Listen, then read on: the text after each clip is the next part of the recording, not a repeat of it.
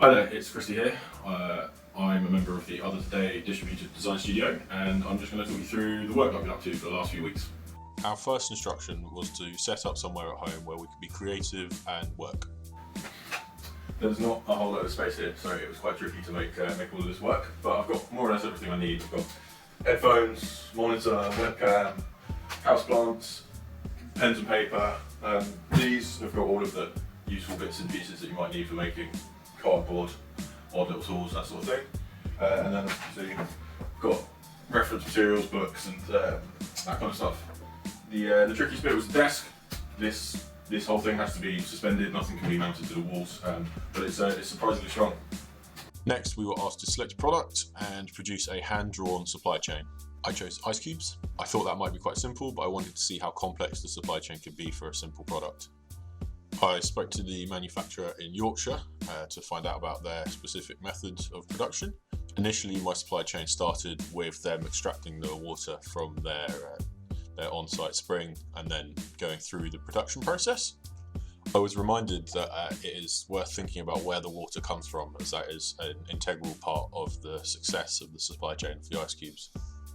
I did some research into the weather patterns and geography of the surrounding area to determine how the water cycle worked. This was a useful exercise in demonstrating the complexity that might be behind some products that seem very simple. It was also a reminder that we should consider the natural systems that support the industrial systems.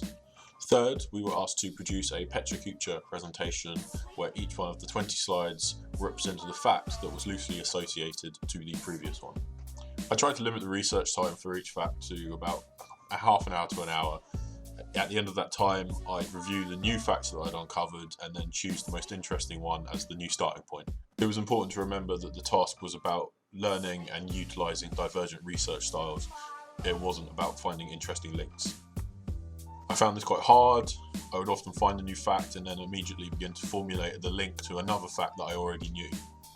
Because of this, I ended up with about 3 versions, and I had to be very strict with myself and almost use like tunnel vision to forget what I already knew. The most recent project was to develop a product or process using a single sheet of material that is cost effective and waste efficient. I knew that I wanted to hack into a waste stream and ideally utilise waste that is already in a sheet form. With 152 million per year ending up in landfill and no viable way of recycling, I decided to use inner tubes. In my experiments, I tried melting, shredding, cutting, stretching, pinching and folding to examine how the material could be manipulated. I also tried filling with soil, plaster and cement, but it was hard to provide the pressure required to fill completely without air pockets and irregularities. The process I have developed is the filling of the tubes under pressure, which when hung to dry produce consistent tubular parabolic cement forms.